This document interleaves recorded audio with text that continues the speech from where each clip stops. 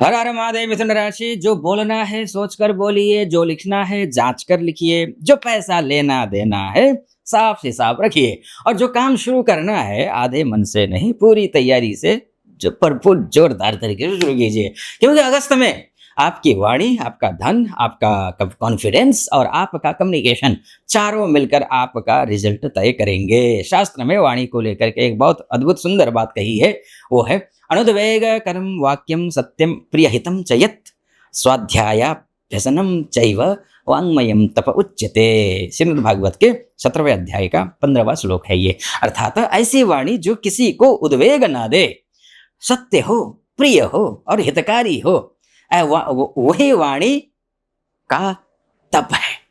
और वाणी का तप करना है आपको, क्योंकि सूर्यदेव यहाँ बैठे हैं, मंगल आपकी राशि में आ जाएंगे। वाणी का तप, इसलिए कहता हूं मिथुन राशि, अगस्त 2026 में यही श्लोक आपकी कुंडली पर सीधा लागू होगा। आपकी बोली काम बनाएगी, आपका काम बिगाड़ेगी भी, आपका मैसेज डील बनाएगा भी और तोड़ेगा भी, आपकी बात फैमिली में सम्मान भी दिलाएगी और विवाद भी करा सकती है। इसलिए मैं कहता हूं अगस्त का महीना सावन और चातुर्मास के प्रभाव में है, हमेशा होता है। चातुर्मास 25 जुलाई से शुरू हो रहे हैं और 30 जुलाई से सावन शुरू हो रहे हैं, ठीक है जी। और चातुर्मास में श्री हरि विष्णु योग निद्रा में माने जाते हैं, योग निद्रा में होते हैं।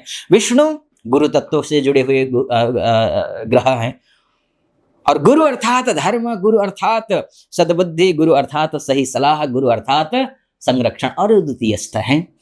अब द्वितीयस्थ गुरु उच्चस्थ गुरु लेकिन अस्तंगत है, ठीक है जी, अस्तंगत है। और द्वितीय भाव को समझना जरूरी है, यानी कि गुरु है सब कुछ होगा, धन यानी धन है, ये वाणी है, ये फैमिली है, ये सेविंग्स है, ये भोजन है, ये संस्कार का भाव है। इसलिए इस महीने आपके लिए सबसे बड़ा विषय क्या है जानते हैं? धन यानी कि पैसा, और आपकी बोली, आपकी भाषा, आपका टोन। पैसा कैसे आएगा, कैसे टिकेगा फैमिली में, आपकी बात कैसे सुनी जाएगी, ये सब आपके व्यवहार पर निर्भर करेगा। ध्यान रखिएगा, क्योंकि सूर्य भी हैं, गुरु भी हैं, बुध भी हैं। तब सावन भगवान भोलेनाथ का महीना है, शिव जी के मस्तक पर चंद्रमा है, और चंद्रमा मन, भावना और शांति का कारक है। मिथुन राशि बुध की राशि है, बुद्धिमान हैं आप, अपेक्षा की जाती है आपसे, आप बुद्धिमान व्यक्ति हैं, जातक हैं। आप कोई भी महिला हो पुरुष हो, बोलना, लिखना, समझना, समझाना, ट्रेड करना, मार्केटिंग, मीडिया, कंसल्टेशन और बुद्धि, इस सब पर आप राज कर सकते हैं अगर आप प्लानिंग से चले तो, है ना। इसलिए बुद्धि से बढ़कर कुछ है क्या इस धरती में? विवेक बुद्धि से बढ़कर कुछ नहीं है। इसलिए सावन में शिव भक्ति जरूरी है, आपके मन को शांत रखेगी और बुध की बुद्धि को सही दिशा देने वाली है। अब ये तो बात हो गई सावन, चातुर्मास और अगस्त को लेकर के ग्रह क्या कह रहे हैं, संक्षिप्त रूप से उसको भी समझ लीजिए। क्योंकि सबसे पहले बात कर लेते हैं सूर्य की ही करते हैं, जो कि सूर्य यहाँ पर बैठे हैं द्वितीयस्थ होकर के 17 अगस्त तक यहीं रहेंगे। द्वितीय भाव धन का भाव है, ये फैमिली का भाव है, वाड़ी का भाव है, सेविंग्स का भाव है, खान पान का भाव है, इस पर बड़ा असर डालने वाला है। बस मैं तो एक ही बात बोलूंगा, ना जाने किस वेश में मिल जाए भगवान। वाड़ी को अच्छा रखिए। सूर्यदेव यहाँ आकर के बैठे हैं, आपका टोन जबरदस्त होगा, बहुत आपको अथॉरिटी दिखने वाली है आपकी भाषा में। इस समय बोलने में अथॉरिटी आएगी, लेकिन अहंकार आया तो फैमिली में तनाव बढ़ने वाला है, ठीक है। न केवल तनाव, यहाँ बैठे हैं सूर्य, इसलिए कुटुंब में चाचा ताऊ इत्यादि से सिर्फ होगा, कुटुंब में खून ब्लड रिलेशंस में, इसमें केवल नहीं, इसमें जब सूर्य वाणी के भाव में आता है, टोन बदल जाता है, टोन बदलता है तो फ्रेंड्स के साथ टोन बदलेगा, और ऑफिस अपने बॉस के साथ टोन बदलेगा, तो फिर नुकसान उठाना पड़ेगा आपको। पिता या बड़े व्यक्ति से धन या फैमिली डिसीजन पर बात हो सकती है। 17 अगस्त के बाद क्या होगा? तृतीयस्थ हो जाएंगे, बहुत शानदार, इससे बेहतर स्थिति कुछ हो ही नहीं सकती है। और तृतीयस्थ हो जाए स्वगृही, 1 वर्ष के बाद आकर के सूर्य अपने घर में आएंगे। वो अलग बात है कि यहाँ पर केतु बैठे हैं, थोड़ा सा असर डालेंगे, लेकिन ये भाव, ये पराक्रम का भाव है, ये पराक्रम का, ये साहस का, ये शॉर्ट ट्रेवल का, ये भाई बहन का, ये सोशल मीडिया का भाव है, ये कम्युनिकेशन का और नए प्रयासों में तेजी आने का भाव है। ये सब क्षेत्रों में अच्छा लाभ मिलने वाला है आपको। कुछ कन्फ्यूजन के साथ। जो लोग सेल्स में हैं, टीचिंग में हैं, राइटिंग में हैं, कंसल्टेशन में हैं, एस्ट्रोलॉजी में हैं, मीडिया में हैं या फिर ऑनलाइन काम करते हैं, उन्हें अपनी बात रखने का मौका मिलेगा और अपनी बात रख करके ज़बरदस्त तरीके से आप छलांग लगाने वाले हैं। ठीक है, ये बात हो गई सूर्य की। और सबसे महत्वपूर्ण बात मंगल की कर लेते हैं। 2 तारीख से मंगल आपकी ही राशि में आने वाले हैं, यानी कि अभी मंगल आपको यहाँ दिख रहे हैं, है ना? 2 अगस्त को मंगल यहाँ आपकी राशि में आ जाएंगे।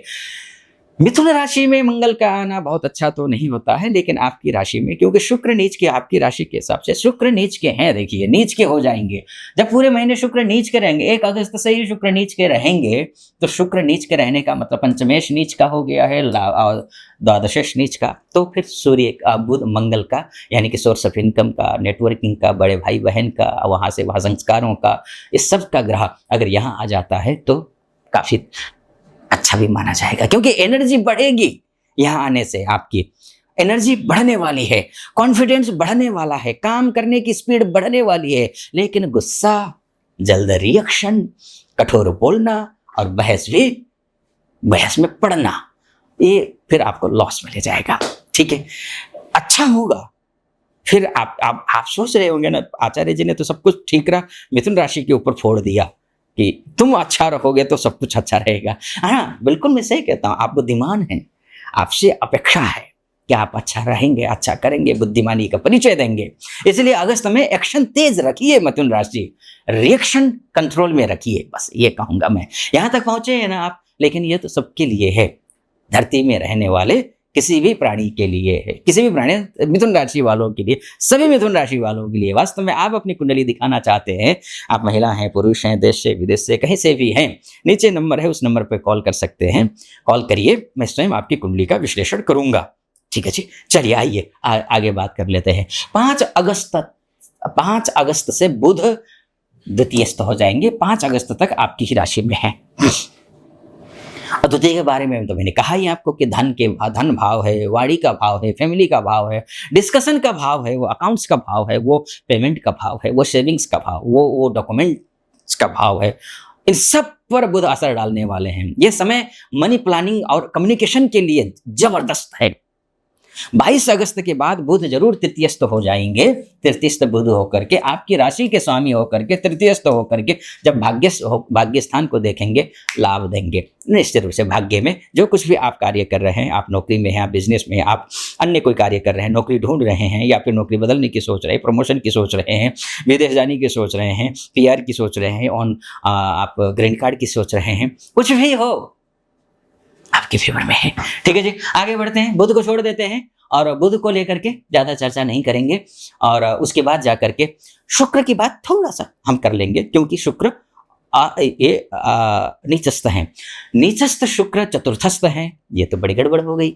घर है, चतुर्थ भाव, सुख है, व्हीकल है, प्रॉपर्टी है, डेकोरेशन है, कंफर्ट है, माता है, फैमिली पीस है, और घर की सुंदरता पर बड़ा असर डालने वाला है ये, क्योंकि शुक्र नीच का हो गया है ना। खर्चों पर कंट्रोल करिए, अनावश्यक रूप से खर्चा मत करिए। चाहे अचानक ये लगा कि नहीं ये घर में ये ठीक कर लेना चाहिए, या फिर ये गाड़ी खरीदनी चाहिए, या फिर ऐसा होना चाहिए, वैसा होना चाहिए, दिखावे के लिए खर्चा कर रहे हैं, ये और आपका माइंडसेट को लेकर के जाइएगा। मत जाना पैसा बर्बाद करोगे, बता रहा हूं मैं। ठीक है जी, दिखावे में बिल्कुल मत जाए। लग्जरी और इमोशनल स्पेंडिंग से बचिए। घर में रिलेशन संभालिए, छोटी बात पर ताना मत दीजिए।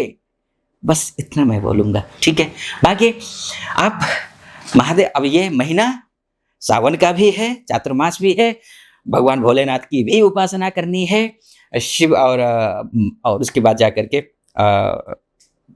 श्री हरि की भी पूजा करनी है। करिए, मेरी बहुत शुभकामना है। ठीक है, बाकी आप यहाँ तक पहुँचे मुझे, और आपने मुझे सुना, तो अभी तक नहीं सब्सक्राइब किया है, फॉलो किया है, लाइक किया है, शेयर किया है, कमेंट में हर हर महादेव नहीं लिखा है तो सब कुछ कर लेना है।